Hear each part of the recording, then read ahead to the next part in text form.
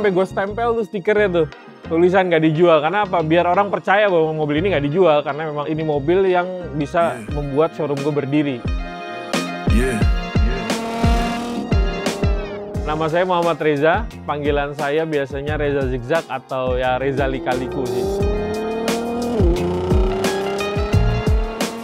Awal mulanya dulu ya, gara-gara SMA kan biasalah anak SMA bandel-bandel zaman dulu, kita balapan-balapan gitu kan.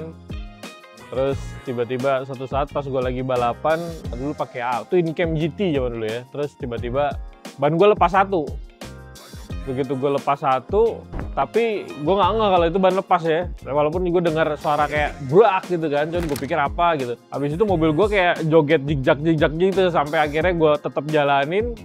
Terus anak-anak pada bilang, gila tuh mobil sampai jigjag jalanan. Dari situ sih gue jadi kayak ya Reza Zigzag tuh akhirnya gue inget nama itu, gue pakai akhirnya. Mulanya gue suka mobil itu karena pertama sih bokap dulu ya, bokap sering gonta-ganti mobil kan.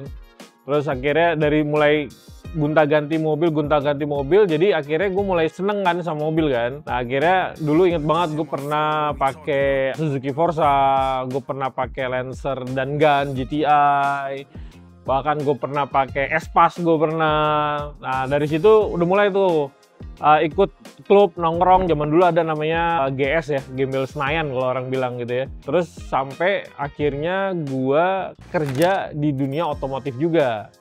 Nah dari situ gue udah mulai tuh ya meniti karir lah ya, dari nol, dari sales zaman dulu gue sampai akhirnya gue naik sampai gue megang cabang gitu kan. Nah dari situ udah mulai ada tabungan lebih kan. Nah akhirnya gue beli mobil biasa gitu kan. Selain mobil yang harian gue pakai, gue udah mulai beli mobil hobi, gue modif. Abis itu pada saat itu ternyata suka orang modifan gue kan. Dan akhirnya mobil yang gue modif gue jual, laku. Habis itu gue beli lagi, gue modif lagi, ternyata orang suka lagi, gue jual lagi, laku. Ya begitu terus sampai akhirnya gue keluar dari perusahaan dan gue punya usaha sendiri sekarang. Nah pada saat terjadi COVID itu, gue ngerasa karena pada saat itu mobil hobi itu ternyata sangat menjanjikan pada saat COVID itu ya. Naik lah, penjualannya naik, harganya juga naik.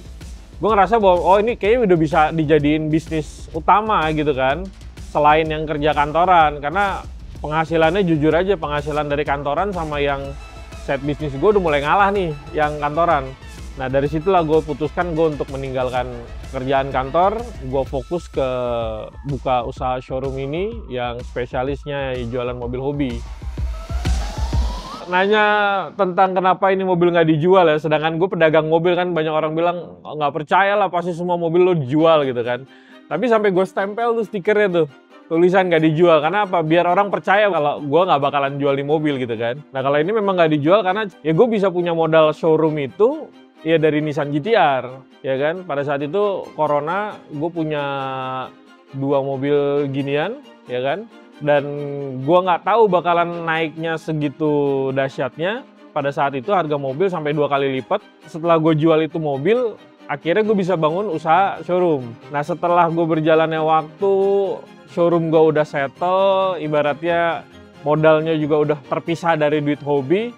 Akhirnya gue termotivasi untuk balik lagi untuk beli ini mobil, untuk yang bener-bener gue nggak jual. Jadi bener-bener ya ini mobil memang spesial buat gue karena memang ada historical ini mobil yang bisa membuat showroom gue berdiri. Makanya dari situ gue pikir ya udah, gue harus punya legacy itulah. Intinya yang memang bener-bener gue bisa ceritain ke anak gue, ke istri gue, bahkan juga teman-teman ya bahwa ya modal usaha gue salah satunya dulu dari hasil jual mobil gue yang ini pertama kalinya.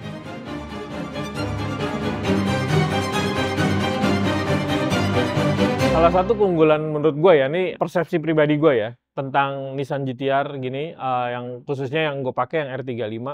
Karena gue berpikir gini loh, dengan budget segitu mungkin susah untuk mendapatkan opsi mobil yang bener-bener bisa universal ya. Maksudnya universal tuh gini, ya mungkin dengan budget yang Nissan ini paling gue bisa dapat apa sih? Mungkin kayak Ferrari yang ya 430 mungkin, atau Gallardo mungkin kayak gitu-gitu lah ya. terus mungkin Audi RX segala macam lah. Tapi menurut gua dari pilihan harga yang sama, menurut gua R35 yang paling the best sih. Karena apa? Ya lo susah untuk nyari itu. Karena apa? Kalau lo pakai Ferrari mungkin, tapi ini pandangan gue ya, mungkin ada orang yang hobi Ferrari beda cerita ya. Mungkin gue berpikir rawatan. Ya mobil ditinggal sekian lama, ya pasti biasanya ada aja. Ini mobil paling ya kalau gue tinggal berapa, bisa gue nggak pakai 2-3 bulan cabut aki, habis itu gue pasang aki lagi, oke. Terus yang kedua juga, ini mobil bisa nongkrong kemana aja.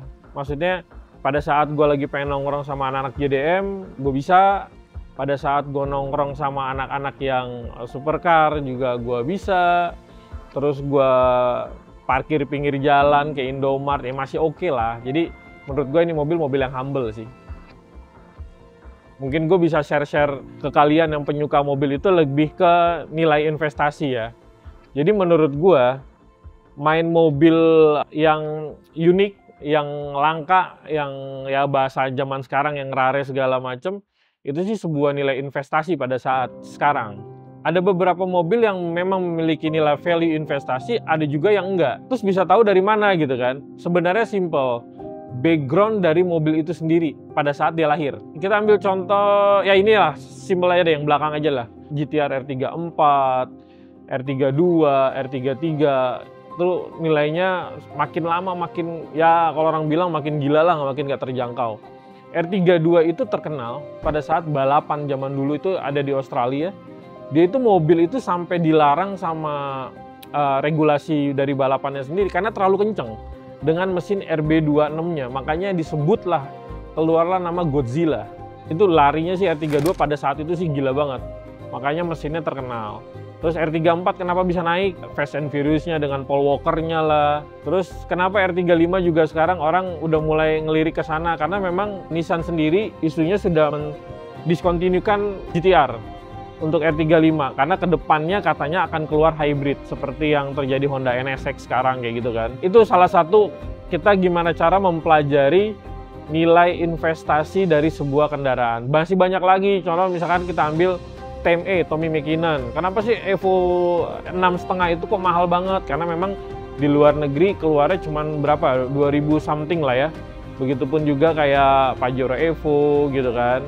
Toyota Supra dengan 7Z manual 6 speednya ada di film Fast and Furious. Jadi kita bisa mengkategorikan sebuah investasi itu kalau kita benar-benar ngulik dulu historical dari mobil tersebut. Ya nggak hanya sekedar langka di Indonesia, tapi langka memang dari lahir.